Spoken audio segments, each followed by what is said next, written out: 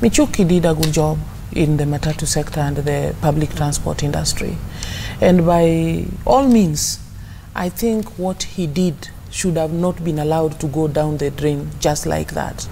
And we have seen it happen. And we have lost life, we have lost property, people have been robbed.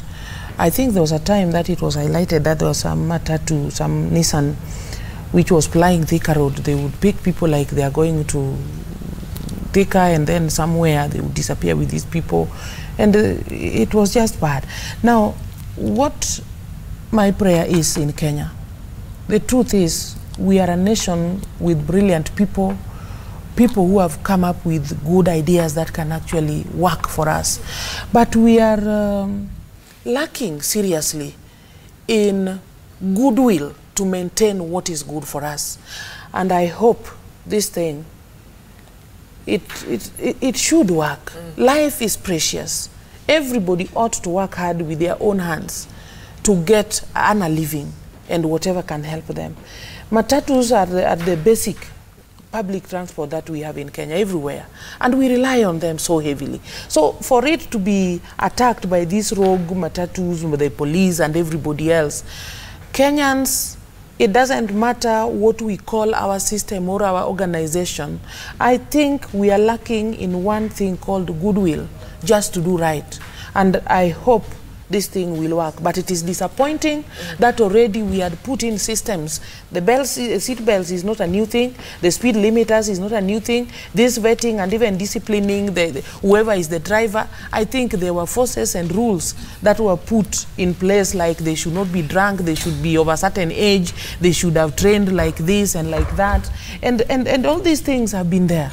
Now, I want to say kudos to whoever is picking it up to reinforce it. Right. But I must express my disappointment because it is already there, and many other issues that are already in our public domain, and just the goodwill to do it is what is letting us down. So let's hope it will work.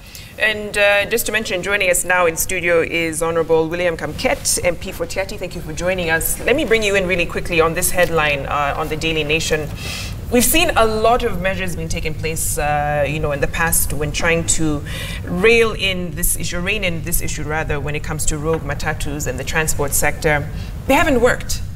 Why do you think that is? What has been hindering this from actually taking effect on our roads? Because of the culture. Yeah. You know, you cannot, this is a culture we have lived with and created for a while. Trying to say you are reining in and trying to put an end all of a sudden what has been the culture of this country for a while is not easy. So I think the measures to rein in matatus and their rogue behavior should be sustained and prolonged, not one of activity that you wake up one morning and you say you want to do this. No, these are issues that are ingrained in the matatu culture, and even the passengers themselves. You'll find the young passengers especially would not want to get into a particular matatu because the matatu does not have this kind of music or this kind of paraphernalia. Yeah. So they're not even thinking about their safety, seat belts, whether it's roadworthy. Safety comes last. Right, unfortunately. Unfortunately.